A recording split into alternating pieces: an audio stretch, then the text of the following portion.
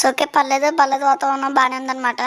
So, ఇప్పటిదాకా నేను చాలా రోజులతో కనిపించాను. ఎందుకంటే నా బాధలో నేనున్నాను. సో, ఎందుకంటే నేను నీకు తెలుసా నేను అన్ని పండుగలు చేసుకుంటానని. సో, న్యూ ఇయర్ అయితే బానే చేసుకుంటాను. తర్వాత పెద్ద పండుగొచ్చేసరికి సంక్రాంతి అనమాట. సో, కానీ నేనైతే సంక్రాంతి అయితే చేసుకోలేదు. ఇప్పుడే శివరాత్రికి అయితే నేను చేసుకుంటాను. సంక్రాంతికి ఎందుకు చేసుకోలేదంటే సంక్రాంతి అంటేనే విలేజ్‌లోనే బావుంటది. కానీ మన సిటీలో కూడా అసల చేయరనమాట. ఏ పండగ చేయరు. ఇక్కడ ఏదో అల్లాటప్పగా చేస్తారు. సో, అందుకనే చేసుకోలేదు, ఏమనుకోకండి. నెక్స్ట్ ఇయర్ గనక మనం వేరే మా అమ్మాళ్ళ విలేజ్‌లోకెళ్తే మాత్రం కన్ఫర్మ్‌గా అక్కడైతే చేసుకుందాం. ఎందుకంటే నేను కూడా విలేజ్ అబ్బాయినే. మా అమ్మ, నాన్న నాకు గొడవయ్యి ఇక్కడికొచ్చేసాననమాట. ఇక్కడైతే హ్యాపీగా డబ్బులు సంపాదిస్తాం. నేను ఉంటున్నాము. సో, అందుకని ఏమనుకోకండి. సో, ఈ శివరాత్రి అయితే చేసుకుందాము. శివరాత్రికి అయితే ఇంకేం చేసుకుంటా పొద్దున్నే లెగిచాను కదా! దేవుడికెళ్ళి దండం పెట్టేసుకొని డబ్బులేసేసి వచ్చేస్తాం. అంతే, శాంతం గట్టా ఇంక మామూలుగానే ఉంటది. సో, ఇంక అంతా ఓకే అనమాట. నాకంతా బానే ఉంది. పెట్టుబడి గట్టా, డబ్బులు గట్టా అన్నీ బానే ఉన్నాయి. నా గోల్డ్ చైన్ కూడా అన్నీ బానే ఉంది. మొత్తం అంతా బానే ఉంది. So, okay. గుడికైతే వెళ్ళిపోదాం. ఫస్ట్ ఫ్రెష్ అప్ అయిపోతాం. దాని తర్వాత అయితే వెళ్ళిపోవచ్చనమాట.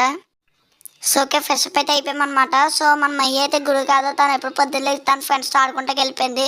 సో, తను ఫ్రెష్ అప్ అయిపోయి అదైతే బానే ఉంటదనమాట. మొత్తం అంతా ఓకే. నా ఇల్లు గట్టా అంతా బానే ఉంది. అన్నీ బానే ఉన్నాయి. సో, డబ్బులు చూసుకున్నట్టే ఇందాక మీద కొంచెం తగ్గినాయి. ఎందుకంటే ఇందాకేమో 22,400 ఉండాలి. ఇప్పుడైతే 22,300 ఉంది. ఎందుకంటే ఓ 1 తగ్గిందనమాట. దేవుడికి కూడా ఎయ్యాలి కదా! రూ. 100. So, okay. వెళ్ళిపోవచ్చనమాట. మనం అయితే బైక్ ఎక్కి ఆడికెళ్ళాక కలుసుకుందాం. సో, ఓకే అనమాట. వచ్చేసామనమాట. సో, తొందరగానే వచ్చేసాం. సో, అయితే ఇక కొండ మీద ఉంటదనమాట.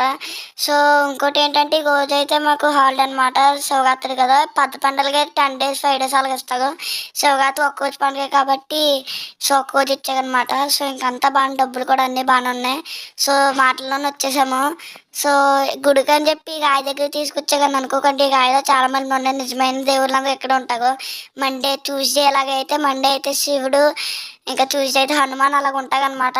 ఏమన్నా పండగలకైతే ఏ దేవుడైతే ఆ దేవుడు ఉంటాడు. ఇగో శివరాత్రికి అయితే దీంట్లో శివుడు ఉంటాడు. నిజంగా ఉంటాడు.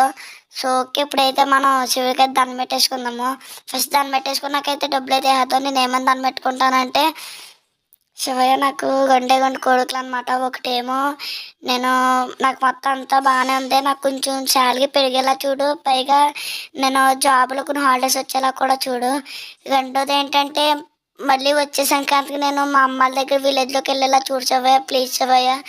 సో, ఇవి ఉండే కోరికలనమాట. దండం కూడా ఎట్టేసుకున్నాను.